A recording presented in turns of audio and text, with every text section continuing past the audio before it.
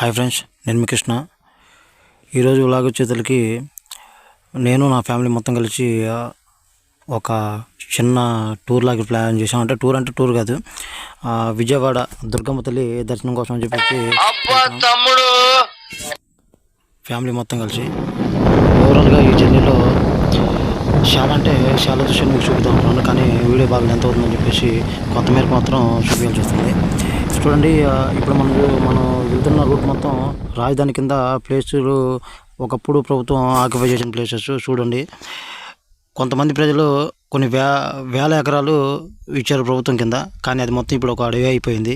ఒక రాజధాని అంటూ లేకుండా ఏం లేకుండా ఒక అడవిలాగా విస్తరించిపోయిందనమాట. చూడండి, రోడ్లు కూడా ఎంత ఘోరాది ఘోరంగా ఉన్నాయో. సరే, దీని గురించి పక్కన పెడితే చాలామంది ప్రజలు మన రాజధాని డెవలప్మెంట్ కోసం అని చెప్పేసి వాళ్ళ సొంతగా పండించే పొలాలను సైతం మన కోసం, మన రాజధాని కోసం త్యాగం చేశారు. అలాంటి ప్లేస్ అనమాట ఈ ప్లేసు. చూడండి, ఈ రోడ్లనే చూడండి ఎంత బాగా చేశారో. 4 రోడ్లు కలిపి చాలా పెద్ద హైవే లాగా చాలా డెవలప్మెంట్ చేయడానికి చాలా ట్రై చేశారు. కానీ కొన్ని అనివార్య కారణాల వల్ల నెక్స్ట్ వచ్చిన ప్రభుత్వం దాన్ని రాజధాని అనే మూలాలు కూడా లేకుండా చేసింది. ఇప్పటికి అక్కడ పెట్టిన పెట్టుబడులు కానీ అన్నీ అంతే ఉండిపోయినాయి. వీటిని చూస్తుంటే అనిపిస్తుంది మనం ఎంత డెవలప్మెంట్ని మనం కోల్పోయామనేది. సరే, ఫనీ అన్నీ మనకన్నీ అనవసరం. మనం ఇప్పుడు పోతుంది దైవ దర్శనానికి కాబట్టి దాని గురించి మాట్లాడుకుందాం. ఇదిగోండి, మనం ఇప్పుడు నేనున్న ప్లేస్ వచ్చేసరికి కరకట్ట లైన్ అంటారు. ఈ లైన్లో చూడండి ఎంత పచ్చని పొలాలతో, అరటి తోటలతో ఎంత విస్తారంగా బాగుందో. అది లాంగ్లో కనిపిస్తుంది రేవ్ అనమాట. మనం డైరెక్ట్గా ఇప్పుడు వచ్చేసరికి విజయవాడ ఎంటర్ అయ్యాము. ప్రకాశం బ్యారేజ్ మీద ఉన్నాము. ప్రకాశం బ్యారేజ్ మీద నుంచి వ్యూ చూడండి ఎంత బాగుందో. ఆ నీళ్లు కానీ ఆ పక్కన లొకేషన్స్ కానీ ఎంత బాగుండయో.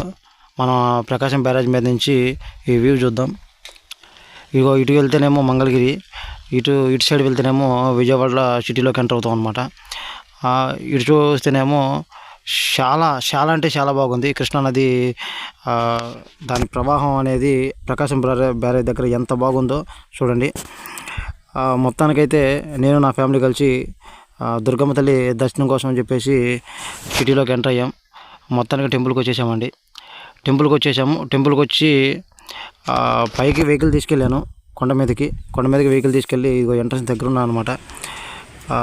నేను ఇదే ఫస్ట్ టైం అండి దుర్గమ్మ తల్లి దర్శనానికి రావడం అనేది. నాకైతే చాలా అంటే చాలా బాగా అనిపించింది. గాలి గోపురం కానీ ఒక్కొక్క ప్లేసెస్ కానీ చాలా అంటే చాలా బాగా అనిపించింది.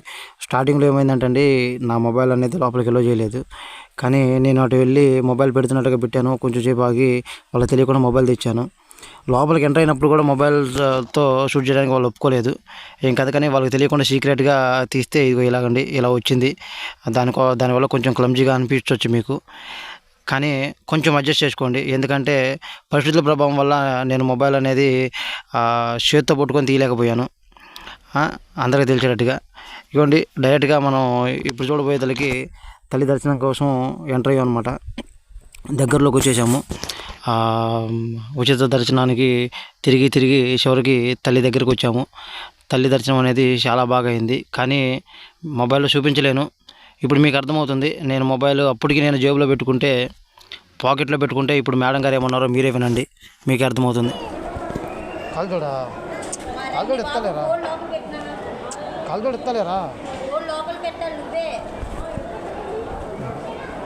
లోపల పెట్టుకో, నువ్వు కళ్ళ చూడుతూ అమ్మని చూడు, గట్టిగా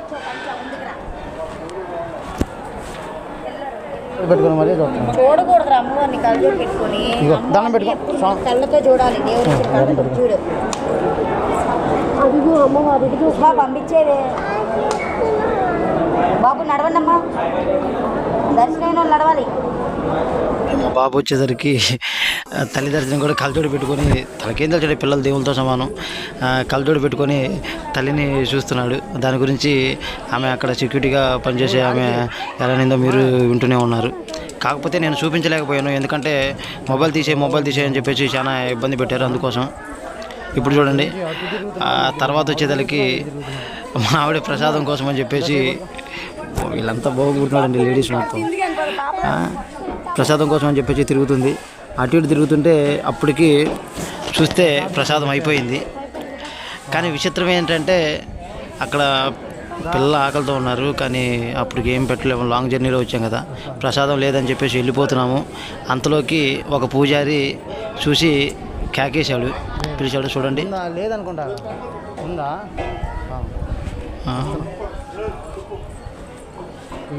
ఇక్కడ వస్తున్నా, నన్ను పిలిచి రమ్మన్నాడు. ఈ సామాన్ తీసుకుని వెళ్దాం రమ్మన్నాడు.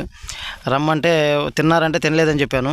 ఏం కదా కానీ రమ్మని చెప్పేసి పిలిచి మరి చూడండి ఎలా తన వెంట లాక్కొని వెళ్తున్నాడు, తన వెంట తీసుకుని వెళ్తున్నాడు, రా అని చెప్పేసి తీసుకెళ్తున్నాడు. నేను ఇంకా ఎవరు అనుకుని పిలిచాడో నేను అనుకున్నాను, కానీ తను డైరెక్ట్గా చక్కెర పొంగ అదే ఎలా ఏమంటారంటే డైరెక్ట్గా ప్రసాదాలు తయారు చేస్తారు కదా, అక్కడికి వెళ్ళిపోయాడు అనమాట. అక్కడ తీసుకొని పోయాడు, నన్ను తీసుకెళ్ళిపోయి నన్ను సామాన్ అక్కడ పెట్టమన్నాడు. తీసుకెళ్తే ఏమోలే ఎవరు అనుకుని తీసుకొచ్చారని అనుకుంటూనే ఉన్నాను.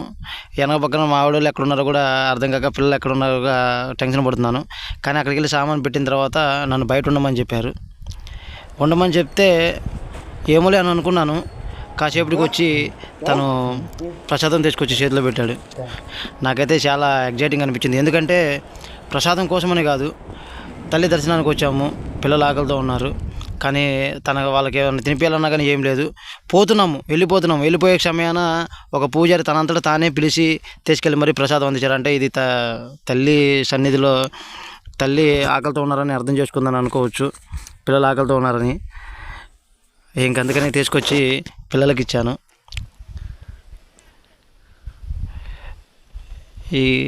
ఇంకది పిల్లలకి తినిపించుకొని బయట బాగా ఎండగా ఉందండి.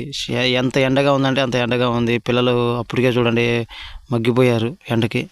ఇంకందుకని చెప్పేసి అక్కడే దగ్గర 1 నుంచి 4:30 దాకా స్టే చేసాము. నాకైతే గుడి వాతావరణం కానీ నాకైతే ఇదే ఫస్ట్ టైం అయినా కానీ చాలా ఎగ్జైటింగ్ అనిపించింది. చాలా ప్రశాంతంగా ఉందండి. క్రౌడ్ పెద్దగా లేరు, ఎందుకంటే ఈరోజు కన్నా కూడా సండే కానీ ఫ్రైడే కానీ బాగా ఎక్కువ ఉంటారంట. మేమైతే గురువారం వెళ్ళాము కాబట్టి ఎక్స్ట్రా డే వెళ్ళాము. ఈరోజు అప్లోడ్ చేస్తున్నాను అనమాట వీడియో. పెద్దగా క్రౌడ్ లేకపోయినా కూడా చాలా అంటే చాలా బాగుంది. ఇక బయటకు వచ్చాము ఓపెన్ ప్లేస్కి. గుడి ఆవరణంలోనే ఉన్నాము. దుర్గమ్మ తల్లి విగ్రహం ఉంటే అక్కడ దండం పెట్టుకుంటూ ఉన్నాము. ఇక్కడ మళ్ళీ ఇంకో విచిత్రం ఏంటంటే, ఇక నా కొడుకు ఏం చేస్తున్నాడంటే అండి, విచిత్రం ఏంటంటే తను మాకు తెలియకుండా వెళ్ళి అది సందులో కూడా లోపలికి వెళ్ళిపోతున్నాడు. లోపలికి వెళ్ళిపోయి ఒక ఆట ఆడుతున్నాడు. చూడండి ఎలా చేస్తున్నాడు. మేమేమో బయట దేవుడి దర్శనం కోసం ఉంటే తను తెలియకుండా లోపలికి వెళ్ళిపోతున్నాడు. లోపల సందు ఉంటే ఆ సందు నుంచి లోపలికి వెళ్ళిపోతున్నాడు. లోపలికి వెళ్ళిపోయి అక్కడ సింహం బొమ్మ ఉంటే సింహం మీద ఎక్కడానికి ట్రై చేస్తున్నాడు. ఇగో చూడండి, ఏనుగు బొమ్మ ఉంది, ఆ ఏనుగు మీదకి ఎక్కడానికి ట్రై చేస్తున్నాడు. పిల్లలు దేవులతో సమానంగా వాళ్ళకి ఏం తెలుసండి, కానీ రమ్మంటే రావట్లేదు, మీరు వెళ్ళిపోండి అంటున్నాడు, నేను అక్కడే ఉంటానంటున్నాడు. చాలా అంటే చాలా గోల్ చేశాడు. చాలా అంటే చాలా వెళ్ళిపోమట్టు బాయ్ చెప్తున్నాడు. చాలా అంటే చాలా ఎంజాయ్ చేశారు పిల్లల వాటికి. తల్లి సన్నిధిలో వాటికి దైవ దర్శనం చాలా బాగా అందిందండి. దేవుని కృప వల్ల అందరూ బాగుండాలని కోరుకుంటూ మీ కృష్ణ. వచ్చేసరికి విజయవాడ సిటీలో చాలా చూడదగ్గ ప్లేసెస్ చాలా ఉండేయండి. ఇది చూడండి, రేవు ఎంత అందంగా ఉందో, పైనుంచి కొండ మీద నుంచి వస్తుంటే చాలా అంటే చాలా అద్భుతంగా ఉందండి. ఇంకా మన విజయవాడ సిటీలో కానీ విజయవాడ సరౌండింగ్లో కానీ మనం చూడదగ్గ ప్లేసెస్ చాలా ఉండేయండి. ఇందులో కూడా భవానీ ఐలాండ్ ఉంది. ఆ ఏర్లో చాలా అంటే చాలా ఉండే, కానీ వీడియో ఇప్పటికే చాలా లెంత్ అయిపోతుందండి. ఇంకా మ్యాక్సిమం వేరే వీడియోలో నేను మీకు అన్నీ చూపించడానికి ట్రై చేస్తానండి. ప్రస్తుతానికైతే ఈ వీడియోని ఎంజాయ్ చేస్తున్నాను, ఎందుకంటే ఇప్పటికే చాలా లెంత్ అయిపోయింది. ఇంకా చూపించడానికి ట్రై చేస్తానండి. ఈ వీడియో కనుక మీకు నచ్చినట్లయితే లైక్ చేయండి, షేర్ చేయండి, సబ్స్క్రైబ్ చేయడం మాత్రం మర్చిపోకండి. Please do watch in my channel. చూస్తూ ఉండండి Krishna Telugu traveller. Please support me friends.